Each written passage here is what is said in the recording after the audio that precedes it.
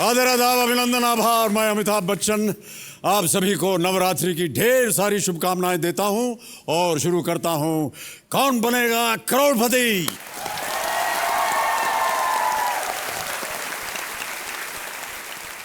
देवियों सज्जनों, आमतौर पर नवरात्रि के अवसर पर महिला, देवी, नारी, नारी शक्ति या नारी सम्मान जैसे विषयों पर बात किए जाने की परंपरा रही है। परंतु इस देश में दुर्भाग्यवश कन्याओं से लेकर महिलाओं तक की स्थिति क्या है, ये हम सब अच्छी तरह से जानते हैं। आज नवरात्रि के इस अवसर पर मैं अपने शब्द इस देश की कन्याओं को समर्पित करना चाहूंगा, क्योंकि मैं ऐसा मानता हूं कि वो सब देवियों की प्रतीक है। इस अवसर पर मेरे एक मित्र हैं, लेखक आर.डी. तेलंग साहब, उनकी कुछ पंक्तियां मैं यहां सुनाना चाहूंगा कि तेरे आंगन की एक नन्ही कली मैं भी हूं, तेरे आंगन की एक नन्ही कली मैं भी हूं, ममता के स्पर्श को तड़पती मैं भी हूं, हर रूप में ढलने को तैयार मैं भी हूं, मुश्किलों में तेरा वार मैं भी हूं, तेरे ही जीवन का अंश मैं भी हूं, बेटों की तरह तेरा वंश मैं भी हूं, मैं भी हूं। बहुत सुंदर पंक्तियां लिखी है आर.डी. तेलंग साहब ने। तो देवियों और सज्जनों, जिस नवरात्रि पर हम देवियों की पूजा करते हैं, उनके सामने नतमस्तक होते हैं, वो हमारी बच्चियां, महिलाएं, नारियां हैं, वही हमारी देवियां हैं। जब इन बच्चियों का, महिलाओं का, नारियों का मान सम्मान होता है, ध्यान से सुनिए, जब इनका मान सम्मान होता है तो हमारे लिए हर रात्रि नवरात्रि साबित होती है, हर रात्रि। तो आज नवरात्रि पर नारी शक्ति का सबसे बढ़िया उदाहरण इस वक्त मेरे सामने अनुराधा अग्रवाल जी के रूप में है। विपरीत परिस्थितियां होने के बावजूद इन्होंने अपने आप को शिक्षित किया और इस समय ये डेप्यूटी कलेक्टर के पद पर हैं। डेप्यूटी कलेक्टर, ये मुंगेली छत्तीसगढ़ से आए हैं और कल तक ये 3,000 रुपये जीत चुकी थी एक लाइफलाइन की सहायता से। बहुत बहुत शुभकामनाएं आपको अनुराधा जी, और एक बार फिर तालियों के साथ हम आपका स्वागत करते हैं। सर, मैं भी कुछ बोलना चाहती हूँ इस मौके पर। जैसा कि आपने कहा सर, नारियों को यदि सम्मान मिले, प्रेरणा मिले तो वो कुछ भी कर सकती हैं। बिल्कुल मैं भी इससे सहमत हूँ सर। मेरी लाइफ तो इसका उदाहरण है, क्योंकि जब मैं पैदा हुई हूँ उसके लगभग 11 महीने बाद मुझे पोलियो हो गया था, कमर से लेके दोनों पैर में। फिर भी मेरे माता पिता ने मुझे कभी कम नहीं समझा और बराबर मतलब इलाज के साथ साथ अच्छी शिक्षा भी दी। मेरे भाई को भी, एक मुझसे जो बड़े हैं, उनको भी पोलियो है। ओहो, तो भाग्यवश। दोनों की ये स्थिति थी और पापा की आर्थिक स्थिति भी इतनी अच्छी नहीं थी, फिर भी उन्होंने इलाज करवाया दोनों का और अच्छी से अच्छी शिक्षा दी हमें। और मुझे एक लक्ष्य दिया कि बेटा आपको अपने पैर पे खड़े होना है, कुछ भी मतलब अपनी पहचान बनानी है। और इसके लिए उन्होंने मुझे अच्छे स्कूल में, जो हमारे कस्बे में था जी, प्राइवेट स्कूल, वहाँ पढ़ाया। फिर जब कॉलेज कर लिया मैंने, तो मैंने बोला पापा मैं कोचिंग करना चाहती हूँ। तो उनको नहीं लगता था कि मैं बाहर अकेले कर पाऊँगी, एक दिन भी मुझे अकेले नहीं छोड़े थे।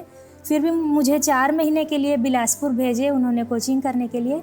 और फिर मैं पढ़ाई की, धीरे धीरे तैयारी करते करते मतलब एक एक सीढ़ी आगे बढ़ी सर। पहले तो मैं शिक्षिका बनी, जिसमें मुझे 3,000 मिलते थे। इसके बाद फिर मैं आंगनबाड़ी में सुपरवाइज़र बनी। इसके बाद फिर मैं सहायक सांख्यिकी अधिकारी बनी। इसके बाद नायब तहसीलदार, फिर तहसीलदार, और उसके बाद अभी डिप्टी कलेक्टर। ये 6वीं नौकरी।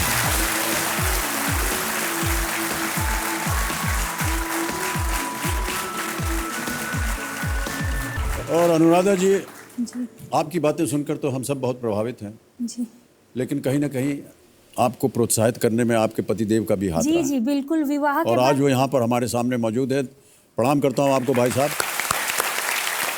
दिनेश जी ने जब ब्याह किया तो उनको लगा कि अनुराधा जी जो हैं ये और शिक्षा प्राप्त करना चाहती हैं, और इनके मन में कभी भी ये रुकाव नहीं आया कि आप नारी हैं, आप घर पर बैठिए, चौका वगैरह कीजिए, शिक्षा विक्षा की ज़रूरत नहीं है। लेकिन उन्होंने इनको प्रोत्साहित किया, छूट दी कि ये जा करके अपने आप को और शिक्षा प्रदान करें लोगों को, और अपनी भी शिक्षा बढ़ाएं जी। और जितना घर का सामान है और जितना घर का जितना भी कारोबार होता है वो दिनेश जी संभालते हैं। यानी घर पे रह करके चूल्हा, कपड़ा, बेटी के ध्यान करना, ये सब घर पे करते हैं और अपनी पत्नी को इन्होंने छूट दी हुई कि जा करके अपना काम करें और जिस ओहदे पर हैं उसको और बढ़ाएं। बहुत बहुत धन्यवाद आपका भाई साहब। आपको देख करके बहुत प्रेरणा मिल रही है हम सबको। और यहाँ पर कुछ पंक्तियाँ हैं और मैं आपको वो पढ़ के सुनाना चाहूँगा कि एक दिन बैठा समंदर तीर पर सुन रहा था बुलबुले की मैं कथा। एक दिन बैठा समंदर तीर पर सुन रहा था बुलबुले की मैं कथा। एक कागज की दिखी कश्ती तभी थी खड़ी जिसमें पहाड़ों की व्यथा। बोझ इतना धर मुझे अचरज हुआ, चल रही है किस तरह ये धार में। बोझ इतना धर मुझे अचरज हुआ, चल रही है किस तरह ये धार में। हंस कहा उसने चलाती चाह है, आदमी चलता नहीं संसार में। वाह, बहुत बढ़िया, कितनी सुंदर, बहुत खूबसूरत, मुझे बहुत अच्छा। मुझे लगा ये एक तरह से आपके लिए लिखी गई है। ये तो मेरा सौभाग्य है। आदमी जो है वो संसार नहीं चलाता, संसार जो चलाता है वो है चाह। आपकी चाह थी कि आप आगे बढ़ें, शिक्षित हों और आज आप यहाँ हॉट सीट पर हैं। ये तो कुछ भी नहीं है। आगे आपने कहा है कि आप डिप्टी कलेक्टर हैं और आगे आप आईएएस का इम्तिहान भी करेंगी और ऊपर आप जाएं, यही हमारी मनोकामना है। बहुत बहुत बधाई आपको। Thank you sir. ओके, माता पिता आपके? सर पिताजी का तो 8 साल पहले एक दुर्घटना में देहांत हो गया था जी, अचानक वो। और माताजी का यहाँ आने के लिए मैं कल निकली, जब उसे मतलब सुबह उनका देहांत हुआ है और मैं उनके अंतिम दर्शन करके यहाँ आई हूँ। क्या कह रही हैं जी, मेरे लिए बहुत बड़ा सदमा था और बहुत, मैं बिल्कुल यहाँ आने की कंडीशन। मैं क्षमा चाहता हूँ, मुझे इसके बारे में सूचना नहीं थी, वरना मैं नहीं सर, इस बात नहीं को... मैं बताना चाहती हूँ, लेकिन फिर भी मैं सबको, क्योंकि मेरी मम्मी ने इतनी मेहनत की है मेरे को आगे बढ़ाने के लिए। जीवन में मेरे को लक्ष्य दिया कि कुछ बनना है, कुछ करना है। और जब मेरे को केबीसी से कॉल आया था कि आपका सिलेक्शन हुआ, मम्मी को सबसे पहले मैं बताई थी। इतनी खुश थी, इतनी ज़्यादा कि सबको बता दी थी मम्मी, पूरे गली मोहल्ले, रिश्तेदार, परिवार, सबको।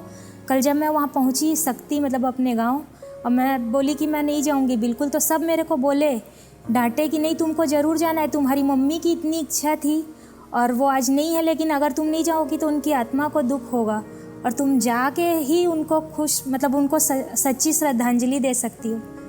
मैं बस फिर आई हूँ। शब्द नहीं हमारे पास अनुराधा जी इस अवसर पर क्या कुछ भी कहने के लिए। ये धैर्य की जो कविता थी हमने आपके लिए पढ़ी, लेकिन इसके पीछे की एक और कथा थी आपकी, इसके बारे में हमें जानकारी नहीं थी। मैं क्षमा चाहता हूँ आपसे। नहीं सर।